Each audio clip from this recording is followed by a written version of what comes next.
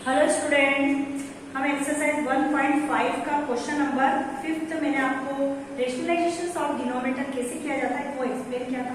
अब उसी का एक डिफरेंट टाइप का सम है वो मैं आपको एक्सप्लेन कर रही हूँ।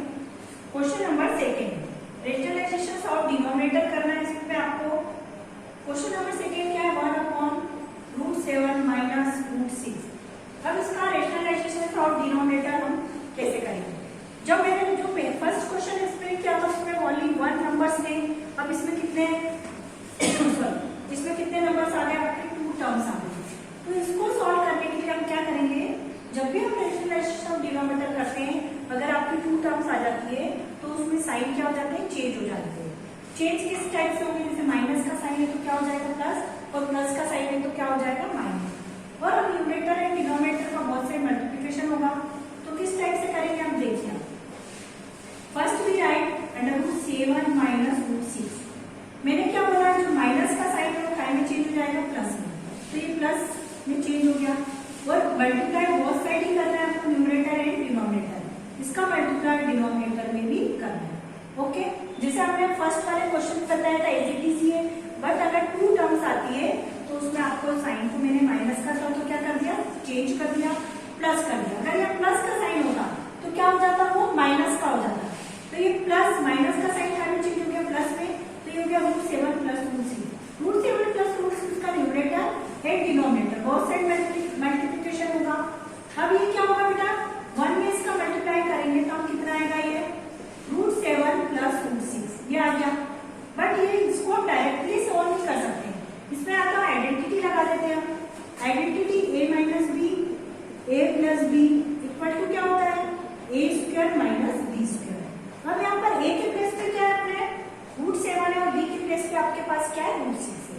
तो इसको हम जब सॉल्व करेंगे तो कैसे करेंगे, √7² माइनस √6²। इस टाइप से हम इसको राइट कर सकते हैं क्योंकि दोनों नंबर सेम है बट इनकी साइन क्या है, चेंज है। तो a² माइनस b²। अब क्या होगा, √7 plus √6 as it is square, √7 का स्क्वायर, जैसे आपको मैंने लिखा √7 का स्क्वायर। अब इसमें √7 का स्क्वायर मतलब √7 मल्टीप्लाई √7। और मैंने आपको बताया था कि रूट में रूट अगर सेम नंबर है और √7 इंटू √7 अगर सेम नंबर है तो रूट क्या हो जाता है, कैंसिल हो जाता है। तो ये सिर्फ क्या बचेगा 7, क्या हो जाएगा ये 7। तो आप ये डायरेक्टली बोल सकते हो कि मतलब स्क्वायर से स्क्वायर रूट्स क्या हो जाते हैं, कैंसिल हो जाते हैं। डायरेक्टली आप इसको इस टाइप से बोल सकते हैं। तो हम डायरेक्टली इसको सॉल्व करके लिखेंगे कि स्क्वायर से स्क्वायर रूट कैंसिल हुआ तो क्या बचेगा 7, स्क्वायर से स्क्वायर रूट कैंसिल हुआ तो कितना बचेगा 7, और 7 में से 6 जाएंगे तो कितने आएंगे आपके 1। तो आपका आंसर कितना हो जाएगा, 7 plus 6, that is our answer. ये हमारा क्या हो जाएगा आंसर। इस टाइप से हम इसको क्या कर सकते हैं, सॉल्व कर सकते हैं।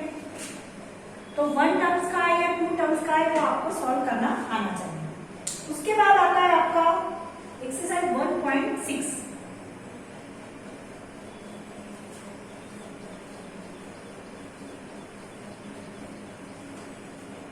एक्सरसाइज 1.6 को समझने के पहले आपको लॉज ऑफ एक्सपोनेंशियल समझना होंगे क्योंकि उसी पे बेस्ड है। Law of exponent of real number. जब भी हम कोई एक्सरसाइज करते हैं तो उस पर बेस्ड जो डेफिनेशंस होती है, उसकी थ्योरी होती है, ये आपको आना चाहिए। हम डायरेक्टली क्वेश्चंस को सॉल्व नहीं करना चाहिए। अगर आप डायरेक्टली क्वेश्चन को सॉल्व करते हैं तो हमको समझ में नहीं आएगा। लॉज ऑफ एक्सपोनेंट, क्या क्या लॉज होते हैं एक्सपोनेंट के। एक्सपोनेंट मतलब पावर, जो भी पावर लगाते हैं उसको हम क्या बोलते हैं, लॉज पावर। तो इसको क्या होता है, फर्स्ट लॉ क्या होता है, a to the power n multiply a to the power n। अगर बेस इक्वल है और मल्टीप्लिकेशन हो रहा है तो पावर क्या हो जाती है, प्लस हो जाती है। पावर क्या हो जाती है, प्लस हो जाती है।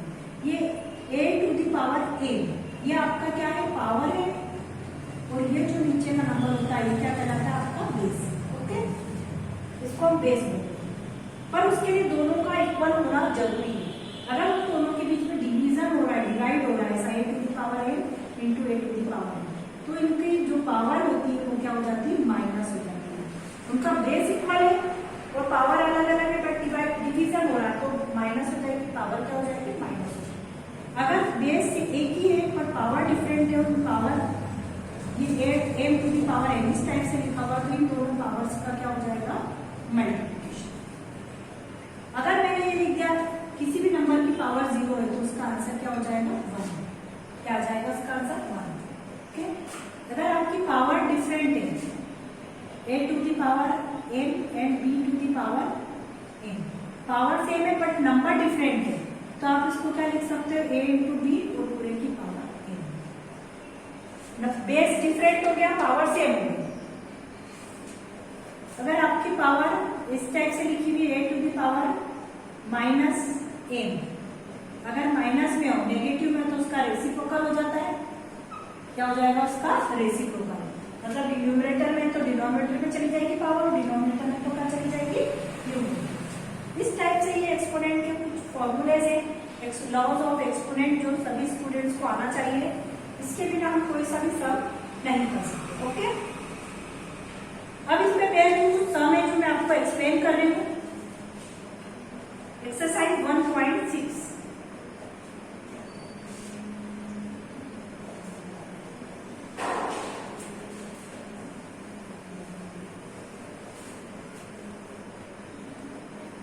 Exercise 1.6 find, question number first में आपको एक्सप्लेन कर रही हूँ।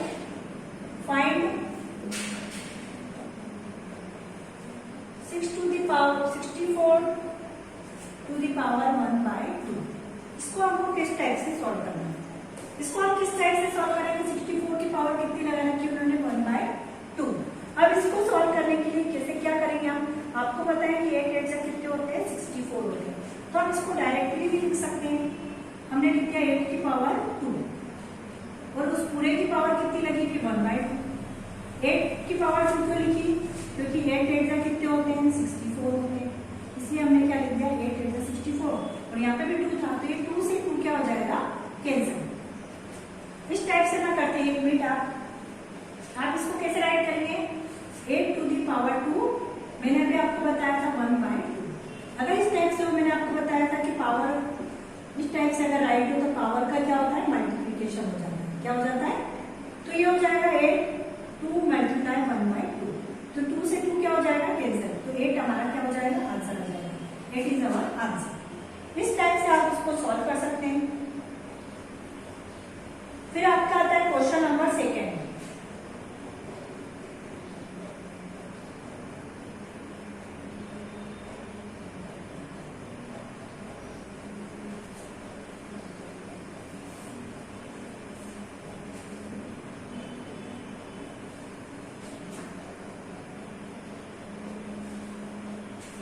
क्वेश्चन नंबर सेकेंड 9 की पावर 3/2। इसको आप कैसे सॉल्व करेंगे, 9 का आपको पता है कि 3 3 कितने होते हैं 9 होते हैं, तो हम इसको कैसे राइट कर सकते हैं 9 की पावर 3 को। क्वेश्चन नंबर सेकेंड है आपका, फर्स्ट भी राइट 9 को आपने लिख दिया 3 टू द पावर 2, क्योंकि 3 3 कितने होते हैं 9 होते हैं और ब्रैकेट के बाहर आ जाएगा 3/2।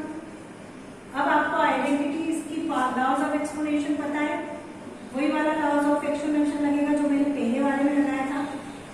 तो इन दोनों पावर्स का क्या हो जाएगा मल्टीप्लाई, तो 2 से 2 तो क्या हो गया कैंसिल, तो 3 की पावर कितनी आ गई 3। 3 की पावर 3 मतलब 3 को कितने टाइम्स मल्टीप्लाई करना है आपको 3 टाइम्स। 3 3 9 9 3 27, तो 27 इज अवर आंसर। इस टाइप से हमारा आंसर हम क्या कर सकते हैं फाइंड आउट कर सकते हैं। इसके बाद आता है आपका question number third.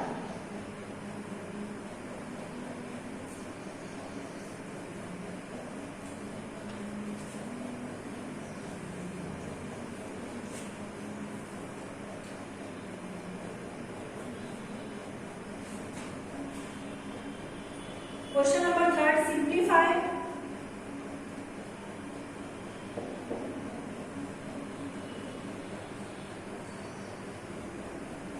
2 to the power 2/3 into 2 to the power 4/5।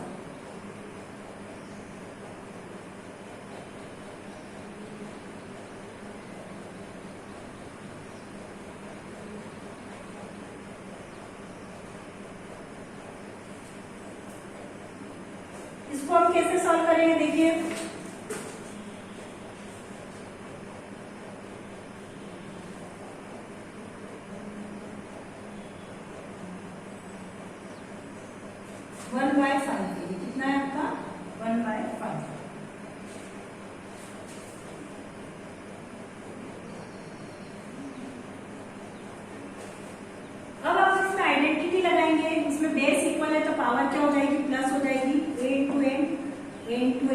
क्या हो जाएगा a to the power m plus n। ये वाली आइडेंटिटी इसमें लगेगी।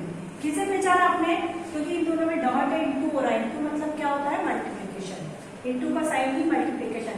ये पॉइंट जो कहलाता है वो इंटू कहलाता है।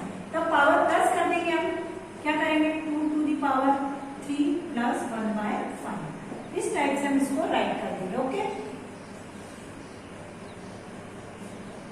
अब क्या होगा, अब पावर इस टाइप से आपने राइट कर दी। 3 और 5 का हम एलसीएम लेंगे, तो एलसीएम कितना आएगा आपका 15। 5 3 कितने होते हैं 15। ये क्रॉस मल्टीप्लिकेशन कर देगा, 5 2 10, 3 1 3। तो ये कितना हो जाएगा 2, 10 प्लस 3 कितना हो गया आपका 13/15। ये हमारा आंसर हो जाएगा। ओके, इस टाइप से आप इसको क्या कर सकते हैं, सॉल्व कर सकते हैं।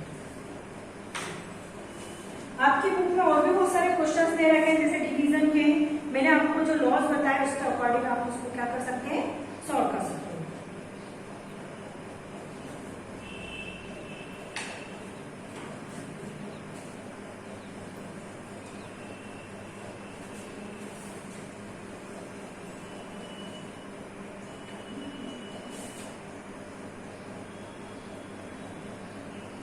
आपका क्वेश्चन है, क्वेश्चन नंबर 3 में एक्सप्लेन कर रही हूँ।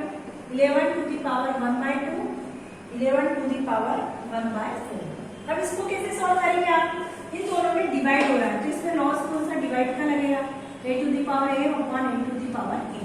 क्या होता है, जब पावर डिवाइड होता है तो पावर क्या हो जाती है, माइनस में चली जाती है। जब डिवाइड होता है तो पावर किसमें चली जाती है, माइनस में चली जाती है। तो हम क्या करेंगे, इसको सॉल्व करेंगे तो 11 की पावर कितनी हो जाएगी 1/2 माइनस 1/4। अब 2 और 4 का एलसीएम कितना होता है 4 होता है, तो 2 में 2 का डिवाइड करेंगे तो कितना है 2, 4 में 4 का डिवाइड करेंगे तो 1। अब कितना आएगा इसका आंसर 11, 2 माइनस 1 कितना होगा 1/4। तो आंसर क्या आ जाएगा आपका 11 टू दी 1/4। ये हमारा आंसर हो जाएगा। ओके, तो इस टाइप से आपके जो क्वेश्चन है एक्सरसाइज 1.6 के, ये मैंने आपको सारे एक्सप्लेन कर दिए हैं डिफरेंट टाइप्स के। और जो रिमेनिंग क्वेश्चन है वो आपको सेव भी करना है। तो आपका जो चैप्टर नंबर 1 है ये आपका कंप्लीट हो चुका है। आपको इन सभी क्वेश्चंस के अच्छे से प्रैक्टिस करना है।